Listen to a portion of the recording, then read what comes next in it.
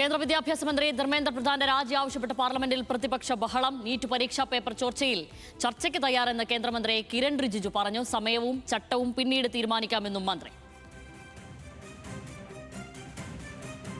सरकार NEET paper leak का चर्चा के लिए पूरी तरह से तैयार है और हमने पहले दिन से कहा है जब चर्चा होती है तो किसी नियम के तहत होना पड़ता है और इसका व्यवस्था बनाना पड़ता है। मैं अनुरोध करता हूं कि चर्चा कब होना है, चर्चा का ड्यूरेशन कितना लंबा चर्चा होना है और किस नियम के तहत होना है। माननीय स्पीकर महोदय, सारे पार्टी के फ्लोर लीडर से बातचीत करके इसका निर्णय किया जाए। सरकार पूरी तरह से नीट पेपर लीक पे चर्चा करने का तैयार है और इस देश के युवाओं का भविष्य के लिए हम सब मिलकर के एक सार्थक चर्चा हो, ये सरकार चाहती है। എന്നാൽ ഇതൊരു രാഷ്ട്രീയ പ്രശ്നമല്ലെന്നും വിദ്യാർത്ഥികളുടെ ഭാവിയെ ബാധിക്കുന്നതെന്നും പ്രതിപക്ഷം നിലപാടെടുത്തു. പ്രതിപക്ഷം നടുത്തളത്തിലിറങ്ങി. ബഹളം തുടർന്നതോടെ ഇരുസഭകളും 2 മണിവരെ നിർത്തി. പാർലമെന്റ് കവാടത്തിൽ കറുത്ത വസ്ത്രം ധരിച്ച് പ്രതിഷേധിച്ച ഇന്ത്യ സഖ്യ എംപിമാർ ഇന്നെത്തിയത്. സ്ഥിതിഗതികൾ അവലോകനം ചെയ്യാൻ യോഗം വിളിച്ച അമിത്ഷാ. വിവരങ്ങളുമായി ER രാഗേഷാണ് ചേരുന്നത്. ജന്തർ മന്ദറിൽ നിന്ന് ശരത് ലാലും ചേരും. അപ്പോൾ ആദ്യം ER രാഗേഷിലേക്ക് പോയാൽ, രാഗേഷ്, പാർലമെന്റ് ഇന്ന് പ്രക്ഷുബ്ധമായിരുന്നു. ഉറപ്പായും വീണ്ടും ചർച്ചയ്ക്ക് തയ്യാറാണ് എന്നാണ് സർക്കാർ ഔദ്യോഗികമായി പാർലമെന്റിൽ ഇന്ന് അറിയിച്ചിരിക്കുന്നത്. കിരൺ റിജിജു അറിയിച്ചിരിക്കുന്നത്. നേരത്തെ തന്നെ ഒരു ചർച്ച ഇത് സംബന്ധിച്ച് നടത്തിയതാണ്. അതേ ആവശ്യങ്ങളിൽ ഇപ്പോഴും ഉറച്ചു നിൽക്കുകയാണ് CJPയും ഈ സമരക്കാർ മുഴുവനും. പിന്നെ പ്രതിപക്ഷം അവരൊരു കൃത്യമായ ഒരു നിലപാട് പറഞ്ഞിട്ടുണ്ട്. ഇത് രാഷ്ട്രീയമല്ല, ഇത് രാജ്യത്തെ മുഴുവൻ കുട്ടികളുടെ യുവതയുടെ ഭാവിയെ ബാധിക്കുന്ന ഒരു പ്രശ്നമാണ്. ഇതിൽ മറ്റു രാഷ്ട്രീയം ഇല്ല എന്നുള്ളത്. അപ്പോൾ വീണ്ടും ഒരു ചർച്ചയ്ക്ക് സർക്കാർ മുതിരുമ്പോൾ ഏത് തരത്തിലായിരിക്കും അത് നീങ്ങുക? എപ്പോഴായിരിക്കും? ആരാണ് ചർച്ച നടത്താൻ വരുന്നത്? ഉറപ്പായും എന്താവും നിലപാട് കൈക്കൊള്ളാൻ സാധ്യത? വിവരങ്ങൾ.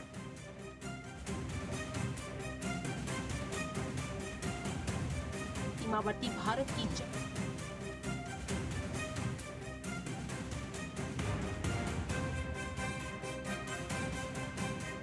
ഡൽഹി പോലീസിന്റെ അതിക്രമങ്ങൾ പാർലമെന്റ് ഇന്നും പ്രക്ഷുബ്ധമാവുകയായിരുന്നു. പ്രതിപക്ഷ ബഹളത്തിൽ ലോക്സഭയും രാജ്യസഭയും തടസ്സപ്പെട്ട് ഇരുസഭകളും 2 മണിവരെ നിർത്തിവച്ചിരിക്കുകയാണ്. അതേസമയം ചർച്ചയ്ക്ക് തയ്യാറാണെന്നാണ് കേന്ദ്രമന്ത്രി കിരൺ റിജിജു ഇപ്പോൾ സഭയെ അറിയിച്ചിട്ടുള്ളത്. എന്തായാലും ഇന്ന് രാവിലെ മുതൽ തന്നെ ഇതിൽ ഒരു പ്രതിഷേധം ഘടിപ്പിക്കുകയായിരുന്നു. അത് രാഗേഷ്, പറയൂ വിവരങ്ങൾ. ശ്യാമിലി, സഭയ്ക്കകത്തും പുറത്തും പ്രതിഷേധം ശക്തമാണ്. കഴിഞ്ഞ ദിവസങ്ങളിലേതുപോലെ ഇന്ന് സഭ സമ്മേളിച്ചപ്പോൾ തന്നെ രാജ്യസഭയിലും ലോക്സഭയിലും പ്രതിഷേധവുമായി പ്രതിപക്ഷം രംഗത്ത് വരുന്നതാണ് കണ്ടത്. കാരണം ഇന്ന് രാവിലെ സഭയ്ക്ക് പുറത്തും വലിയ പ്രതിഷേധമുണ്ടായിരുന്നു. പ്രത്യേകിച്ച് പ്രതിപക്ഷ അംഗങ്ങളൊക്കെ തന്നെ, കോൺഗ്രസ് മാത്രമല്ല ഇന്ത്യ സഖ്യത്തിലെ മറ്റു പാർട്ടികളും കറുപ്പ് വസ്ത്രം ധരിച്ചാണ് പ്രതിഷേധവുമായി ആദ്യം സംഘടിച്ചത്. അതിനുശേഷം പാർലമെന്റ് തുടങ്ങിയപ്പോൾ തന്നെ ചർച്ച വേണമെന്നൊരു ആവശ്യം മുന്നോട്ട് വെച്ചു. എന്നാൽ ചോദ്യോത്തരവേള നടക്കുകയാണ്.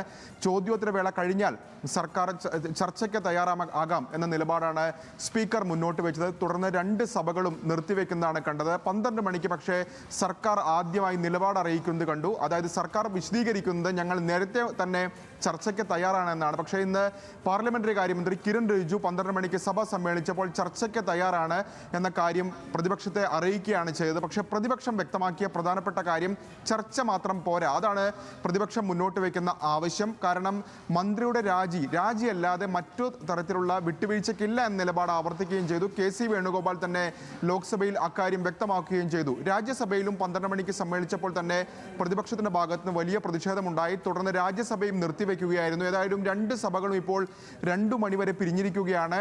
ഇനി സർക്കാരിന്റെ അടുത്ത നീക്കം എന്ത് എന്നുള്ളത് നിർണായകമാണ്. പ്രത്യേകിച്ച് ഇപ്പോൾ അമിത്ഷായുടെ വസതിയിൽ ഉന്നതതല യോഗം ചേരുന്നുണ്ട്. പ്രധാനപ്പെട്ട മന്ത്രിമാരൊക്കെ തന്നെ ആ യോഗത്തിൽ പങ്കെടുക്കുകയും ചെയ്യുന്നുണ്ട്. അപ്പോൾ സർക്കാർ ഇനി എന്ത് നിലപാടാണ് സ്വീകരിക്കാൻ പോകുന്നതെന്ന് നിർണായകമായ കാര്യമാണ്. അല്ലെങ്കിൽ 2 മണിക്ക് സഭ സമ്മേളിക്കുമ്പോഴും വലിയ പ്രതിഷേധത്തിലേക്ക് കാര്യങ്ങൾ കടന്നു പോകും. കാരണം ഈ സഭാ സമ്മേളനം ആരംഭിക്കുമ്പോൾ പ്രതിപക്ഷത്തിന്റെ പ്രധാനപ്പെട്ട ആവശ്യം ചർച്ച എന്നുള്ളത് തന്നെയായിരുന്നു.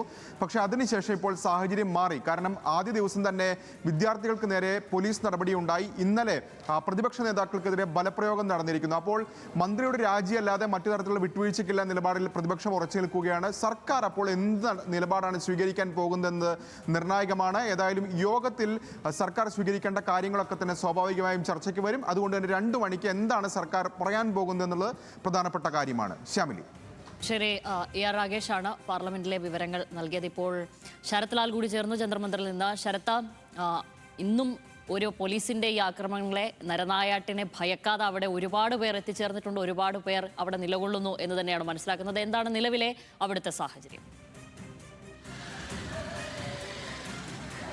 ഷാമിലേക്ക് ജന്തർ മന്ദിറിലേക്ക് അല്ലാതെ ജന്തർ മന്ദിറിലെ ഈ സമരപന്തലിലേക്ക് യുവാക്കൾ ഒഴുകിയെത്തുന്നു എന്ന് തന്നെ പറയാം. രാവിലെ 7 മണിക്ക് നമ്മൾ ന്യൂസ് മലയാളം ആ സ്ഥലത്ത് 7 മണി തൊട്ട് ന്യൂസ് മലയാളത്തിൽ നമ്മൾ അവിടെ കണ്ടതാണ്. അപ്പോൾ ഒരു 1000-ഓളം പേരായിരുന്നു ഉണ്ടായിരുന്നെങ്കിൽ 9 മണി തൊട്ട് ഇപ്പോൾ ഈ സമയം 1 മണി ആവുമ്പോൾ തന്നെ വളരെ വലിയ ഒരു പ്രവാഹമാണ് ജന്തർ മന്ദിറിൽ നിന്നൊക്കെ ഇപ്പോൾ നമുക്ക് കാണാൻ കഴിയും.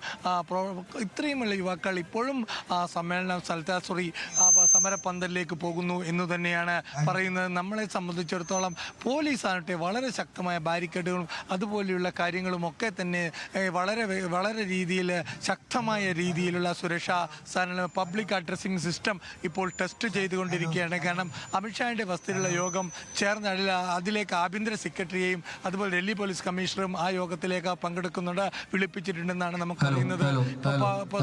ഇപ്പോൾ പബ്ലിക് അഡ്രസ് സിസ്റ്റം പോലീസിന്റെ ടെസ്റ്റ് ചെയ്യുന്ന സൗണ്ടാണ് നമുക്ക് ലഭിക്കുന്നത്, നമ്മൾ കേൾക്കുന്നത്. അത്തരത്തിലുള്ള ഒരു സുരക്ഷാ വിന്യാസം ഇവിടെ ശക്തമാക്കിയിട്ടുണ്ട്.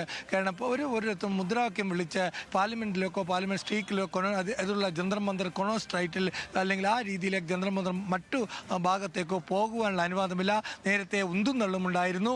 പലപ്പോഴും ആ ഏരിയയിൽ ജാമർ വെച്ചിരിക്കുകയാണ്.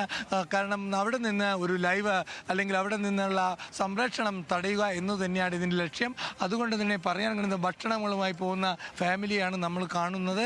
അത്രത്തോളം ജനങ്ങൾ ഇപ്പോഴും ഒഴുകിക്കൊണ്ടിരിക്കുന്നു എന്നുള്ളത് തന്നെയാണ്. പോലീസിൻ്റെ ലാത്തി ചാർജിനെ ഒന്നും CJP അല്ലെങ്കിൽ CJPയെ പിന്തുണക്കുന്നവർ ഭയക്കുന്നില്ല എന്ന് തന്നെയാണ് ഇതിൻ്റെ കാരണം. ഏതായാലും CJP ഇപ്പോൾ അല്പസമയം വ്യക്തമാക്കിയത് JP നഡ്ഡ വിളിച്ചിരുന്നു, കാരണം ചർച്ചയ്ക്ക് 2ാം വട്ട ചർച്ചയ്ക്ക് വിളിച്ചിരുന്നു. എന്നാൽ തങ്ങൾ ചർച്ചയിലേക്കില്ല, തങ്ങൾ ആവശ്യങ്ങളുണ്ട്, തങ്ങളുമായി ചർച്ച ചെയ്യണമെങ്കിൽ ജന്തർ മന്ദിറിലെ തങ്ങളുടെ സമര വേദിയിലെത്തണം എന്നൊരു ഡിമാൻഡാണ് വെച്ചിരിക്കുന്നത്.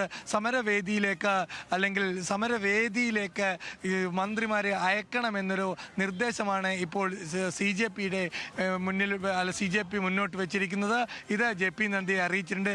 അതിനുശേഷമാണ് JP നഡ്ഡയും അതുപോലെ ജിതേന്ദ്ര സിംഗും JP നഡ്ഡയുടെ വസതിയിൽ കൂടിക്കാഴ്ച നടത്തുകയും ആ കൂടിക്കാഴ്ച ശേഷമാണ് ഇപ്പോൾ അമിത്ഷായുടെ വീട്ടിൽ മന്ത്രിമാരടക്കമുള്ള ഉയർന്ന ഉദ്യോഗസ്ഥന്മാരും കൂടിക്കാഴ്ച നടത്തുന്നുണ്ട്. ഏതായാലും തികച്ചും സംഘർഷഭരിതമായ ഒരു അന്തരീക്ഷം തന്നെയാണ് ഈ ജന്തർ മന്ദിറിലുള്ളത്. അത്രത്തോളം സേനാ വിന്യാസമുണ്ട്.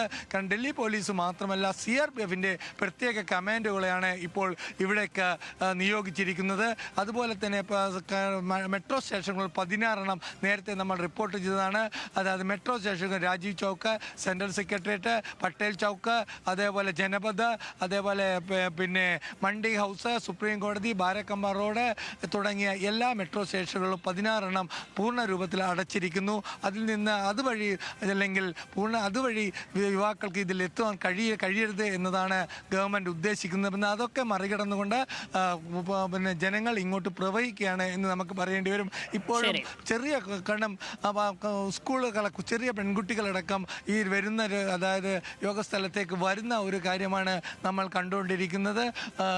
മാം, CJP protest? यस सर, कहाँ से? हम लोग दिल्ली से, सरिता बिहार यहाँ से।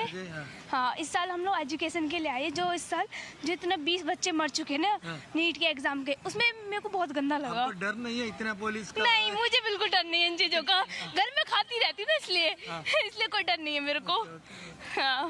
അതായത് ഇപ്പോൾ കാരണം വീട്ടിലിരിക്കുന്നതിനെക്കാട്ടും നല്ലതാണ് സമരത്തിൽ വരുന്നത്, ഞങ്ങളെ ഭാവിയാണ് എന്നാണ് ഡൽഹി സരിത വിഹാർ എന്നുള്ള 3 കുട്ടികളാണ് നമ്മളിപ്പോൾ കണ്ടത്.